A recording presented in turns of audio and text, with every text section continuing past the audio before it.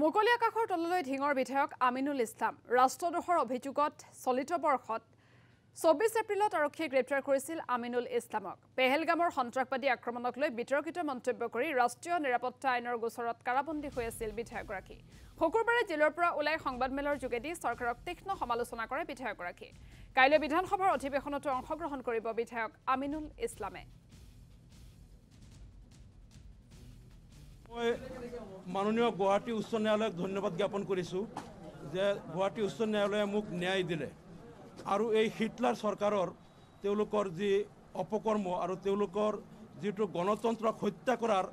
আৰু বিৰোধীৰ বাকৰুদ্ধ কৰাৰ যিটো অপচেষ্টা সেই অপচেষ্টাক প্ৰতিহত কৰিলে গতিকে মই মাননীয় গুৱাহাটী উচ্চ ন্যায়ালয়ক ধন্যবাদ জ্ঞাপন কৰিছোঁ প্ৰথমতে আৰু আপোনালোকে জানে যে যোৱা 24 এপ্ৰিল তাৰিখে মোক গ্ৰেপ্তাৰ কৰা হৈছিল পেহেলগামৰ যেটো হত্যাকাণ্ড সংক্ৰান্তত মই দিয়া এটা বিবৃতিৰ ওপৰত আৰু পেহেলগামত যেটো হত্যাকাণ্ড হৈছিল এই কথাটো সকলোৱে সমগ্ৰ ভাৰতবৰ্ষই জানে সিদিনা তাত 3 দিন আগৰ পৰা এজনো সিকিউৰিটি পাৰ্সনেল নাছিল আগতে আছিল যিদিনা ঘটনা হৈছিল তাত 3 দিন আগৰ পৰা কোনো সিকিউৰিটি নাছিল সেই কাৰণে মই কেন্দ্ৰীয় চৰকাৰক জবাবদিহি কৰিছিলো যে তাত কিয় সিকিউৰিটি নাই আৰু তাত যে উগ্ৰপন্থী 26 জন লোকক হত্যা কৰি থৈ গ'ল আৰু সেইটো কাৰণে মোৰ ওপৰত মানে কেছ ফাইল কৰা হৈছিল আৰু মোক এৰেষ্ট কৰা হৈছিল এৰেষ্ট কৰি মোক জেলত দিলে আৰু নগাঁও আদালতে মোক 15 দিনতে মোক জামিন দিলে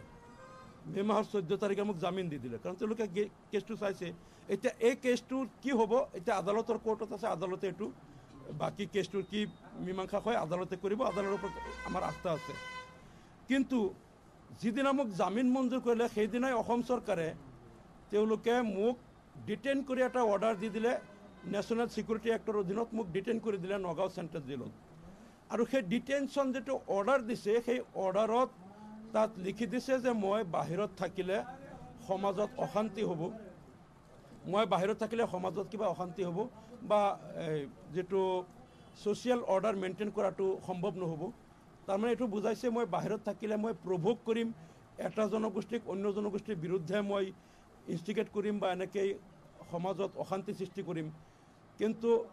এটাও তেওঁলোকে উদাহৰণ দিব পৰা নাই যে বিগত দিনত মই কোনোবা দিনা কোনো জনগোষ্ঠীক এনেকৈ কৈছিলোঁ নেকি যে ইফালে গৰুৰ মাংস দিলে ইফালে গাহৰিৰ মাংস দিবা ইফালে ইহঁতক মই সদায় কষ্ট দিমেই ইহঁতক অত্যাচাৰ কৰিমেই ইহঁতৰ মোৰ ভোট নালাগে এনেকুৱা কোনোবা দিনা কোনো জনগোষ্ঠীক টাৰ্গেট কৰি মই কোনোদিন কোৱাৰ কোনো ৰেকৰ্ড তথ্য তেওঁলোকে আদালতত দিব পৰা নাই মাত্ৰ NSA লগাই মোক ডিটেইন কৰি দিলে